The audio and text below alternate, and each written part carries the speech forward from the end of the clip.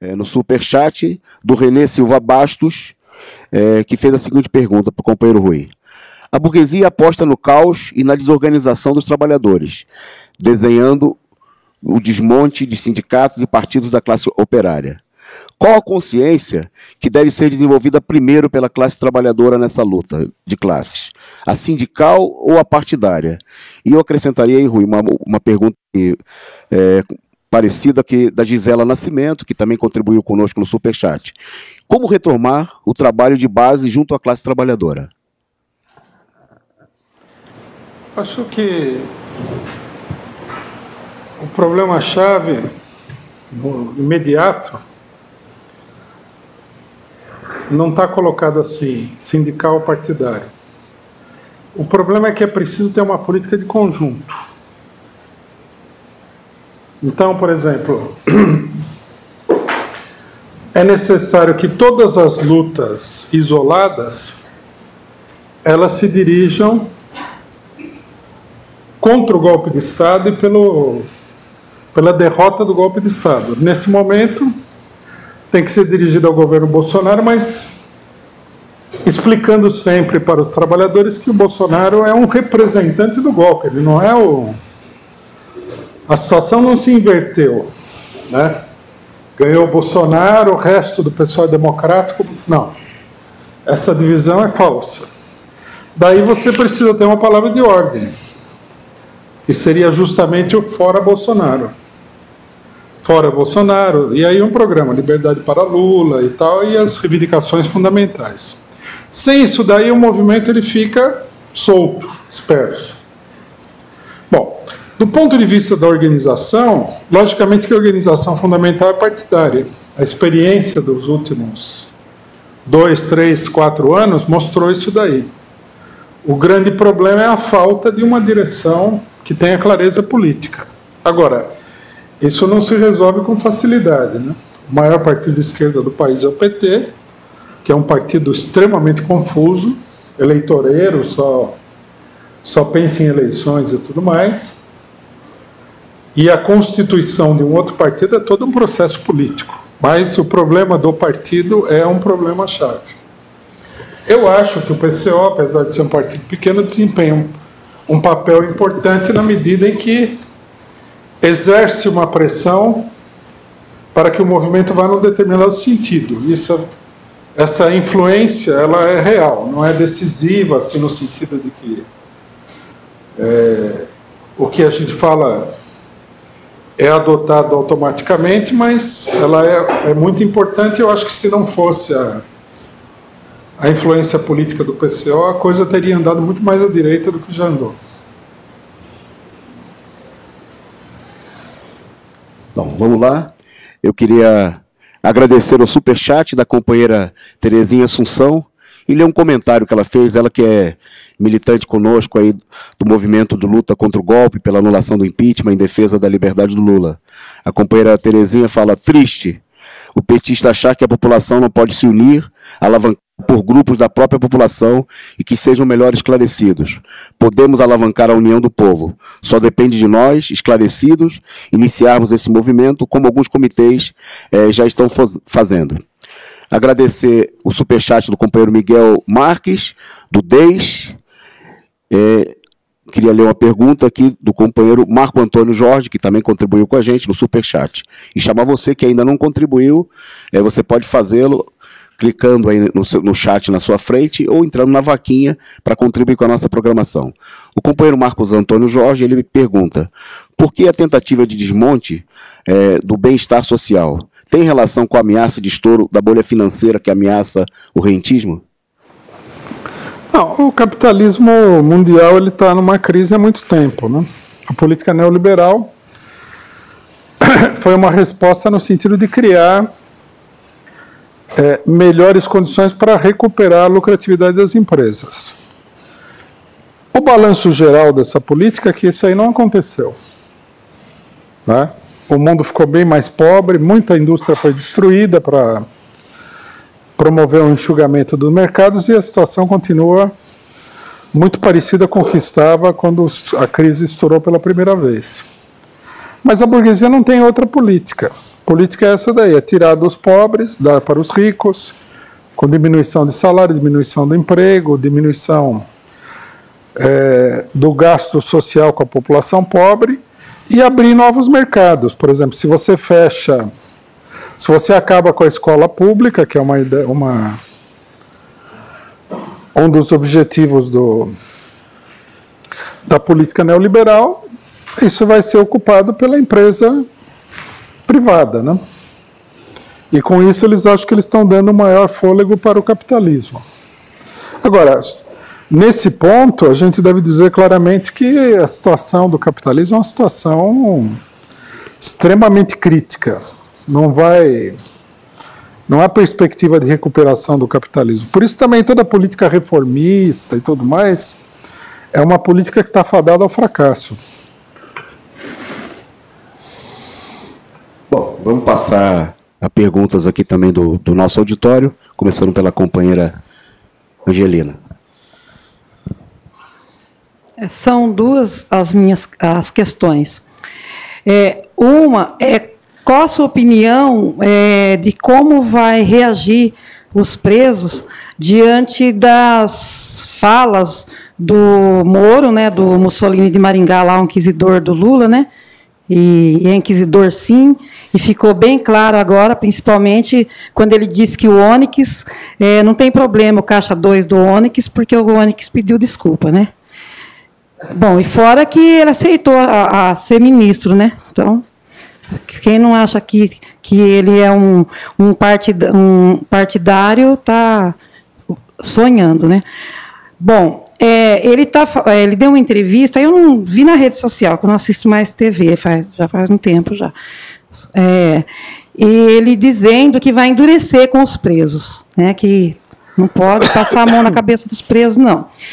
E o Bolsonaro, eu não gosto de falar Bolsonaro, eu falo outro nome, mas aqui eu vou falar o nome dele. Ele deu uma entrevista no Imundo do Datena, que eu odeio aquele homem também, falando que vai também, né, não tem importância, se vai lotar as cadeias, se não tiver como fazer cadeia, vai lotar, né? E ele também falou sobre o caráter ideológico do governo petista. Eu queria que você explicasse para mim, porque eu não entendi esse negócio de caráter ideológico do PT, e também como é que os presos, as facções, por exemplo, elas vão se movimentar ou vai ficar igual o povo que parece que está tudo morto? Não, isso aí vai levar a uma crise, obviamente, né? Mas eu acho que a declaração de que não tem importância, vamos lotar tudo e tal, ela é reveladora do tipo de política que vai ser colocada em prática, né? É uma política assim, vamos destruir tudo, doa quem doer. Quer dizer, a preocupação com os efeitos desastrosos da política é uma coisa totalmente secundária, né? Toda essa política do Bolsonaro vai levar a uma crise. Isso aí é uma coisa inevitável. Precisaria que houvesse uma grande modificação na economia mundial para que isso aí não levasse para uma crise. Dois recadinhos e mais uma pergunta da internet. Contribuiu no Superchat e mandou um recado a companheira Larissa Leonetti, chamando todos a compartilhar, curtir o vídeo e com a meta de 1000 likes na melhor análise política do mundo. Um aviso também, um recado, que para formar comitês de luta contra o golpe, ou adquirir o jornal do Comitê de Luta, os cartazes, que também foram publicados por Fora Bolsonaro e pela Liberdade de Lula, é só entrar em contato no telefone 11 9819 29317. Vou repetir para vocês aí que estiverem interessados em adquirir materiais da campanha dos comitês de luta contra o golpe, da campanha Fora Bolsonaro, todos os golpistas e pela liberdade do Lula. 11 9819 29317. O material vai ser enviado para qualquer parte do Brasil, é só entrar em contato que você receberá o material aí na sua casa para fazer o trabalho na sua região. Pergunta do companheira Deis, que também contribuiu no Superchat. Me perguntaram se fora Bolsonaro não entra Mourão. Peço ao Rui que explique para todos nós como esse caso é diferente do fora Temer. Então não tem muito jeito, né? Fora Bolsonaro, entra o Mourão.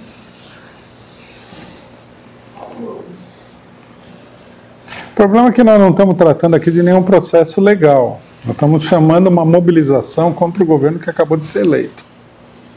Não é impeachment, não é nada. Isso aí o pessoal está usando argumentos de outras situações, né? Em que o cara pedia fora Temer e era óbvio que tinha uma manobra para tirar o Temer e ia entrar o cidadão do DEM lá. Não. A palavra de ordem não tem conteúdo jurídico nessa altura. Ela tem um conteúdo político. É uma impugnação do governo que é um governo produto da fraude e do golpe. Na verdade, se cria um movimento forte, é fora Bolsonaro, fora Mourão, fora todos os golpistas, inclusive essa palavra de ordem, ela faz parte da campanha, né? Está ali o cartaz ali atrás, e o cartaz ele fala, fora Bolsonaro e todos os golpistas, liberdade para Lula. Oi, boa tarde. Boa tarde. Rui, dia 1º de janeiro, o Bozo vai tomar posse. Seria possível a mobilização na posse dele, do povo gritando fora Bolsonaro, a esquerda, junto com a esquerda do PT, uma mobilização dessa? E o que precisamos para estarmos assim preparando a greve geral? Obrigado. Então, eu acho que precisa... A CUT chamou uma reunião aí, né, sobre a greve geral, sobre o problema da greve geral, né? A CUT chamou uma reunião para...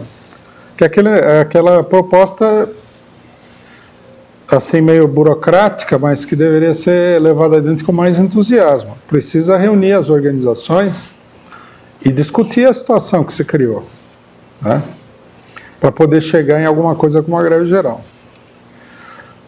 Sobre o protesto contra o Bolsonaro, eu acho que sim. Nós e os comitês de luta contra o golpe, nós vamos fazer uma atividade.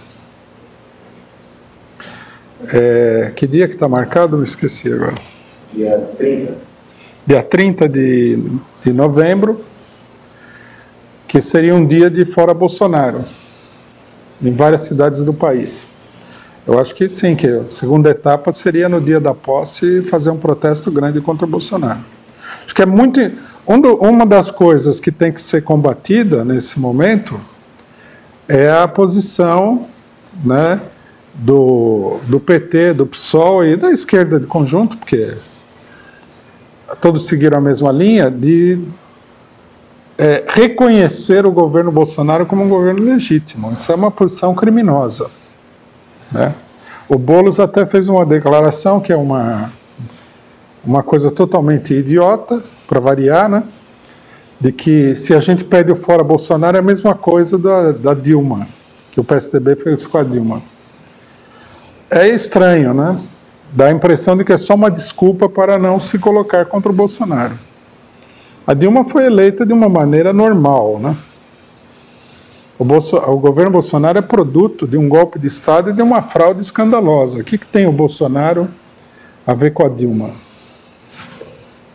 Bom dia, Alex. Bom dia, Rui.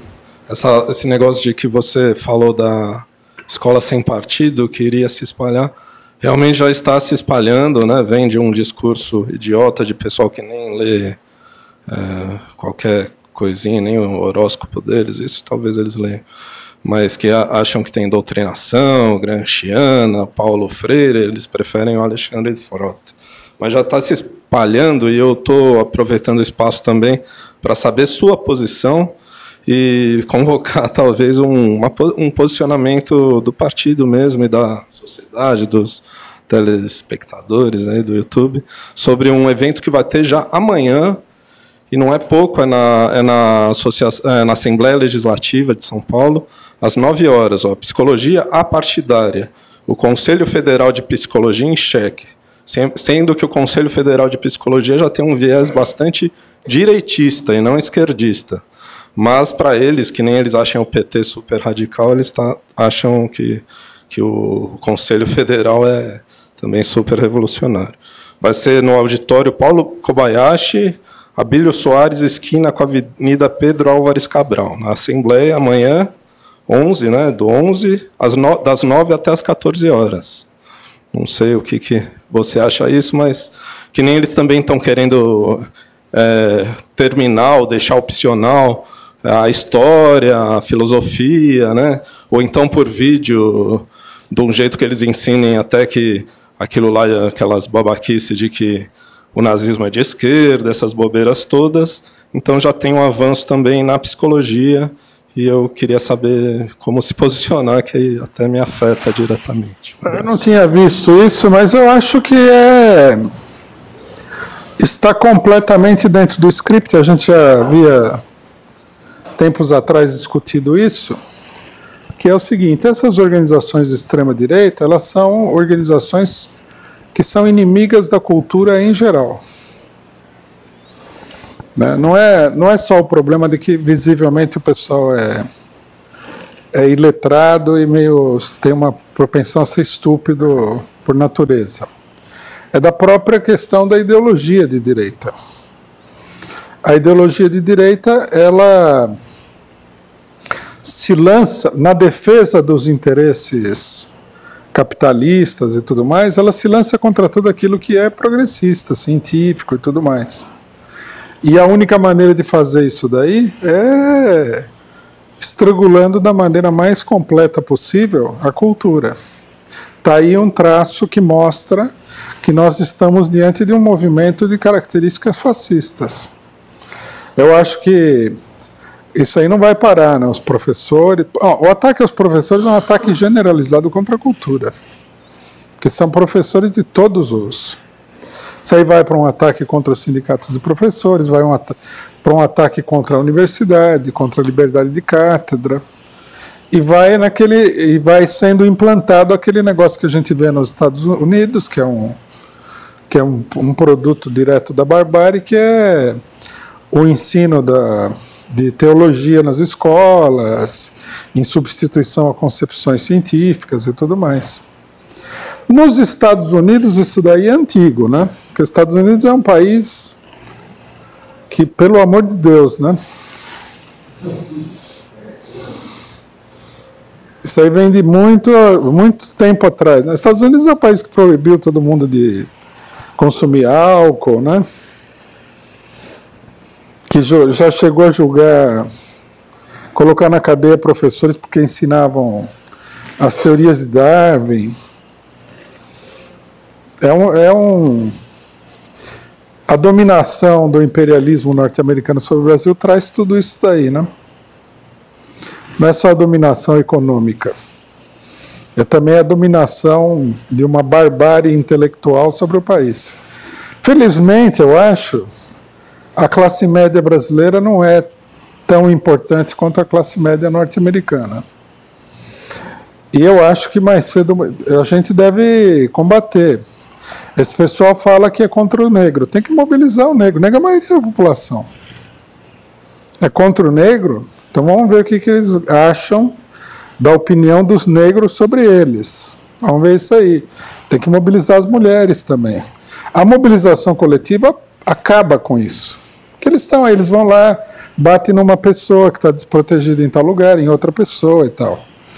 Né? Por exemplo, a gente estava comentando isso aqui. Por que os fascistas não vão na reunião do conselho da PUESP, que tem 500 professores, e vão calar os professores lá? Eles não vão porque, se vacilar, não sai nem vivo do conselho com esse negócio. Então, está aí a chave do problema. Opor o movimento coletivo da sociedade, em particular da classe trabalhadora, contra essas investidas do fascismo. Isso aí tem que ser denunciado. A rigor, os psicólogos, logicamente, são como categoria muito dispersa, muito fraca, mas o pessoal deveria protestar. De qualquer maneira, se não consegue protestar hoje, tem que montar um comitê e começar a agir, e lutar contra isso. Tem que organizar todos os setores da sociedade para responder. Vamos entender uma coisa, esses grupos fascistoides, eles não são fortes. Eles se apoiam no fato de que o pessoal tem medo deles.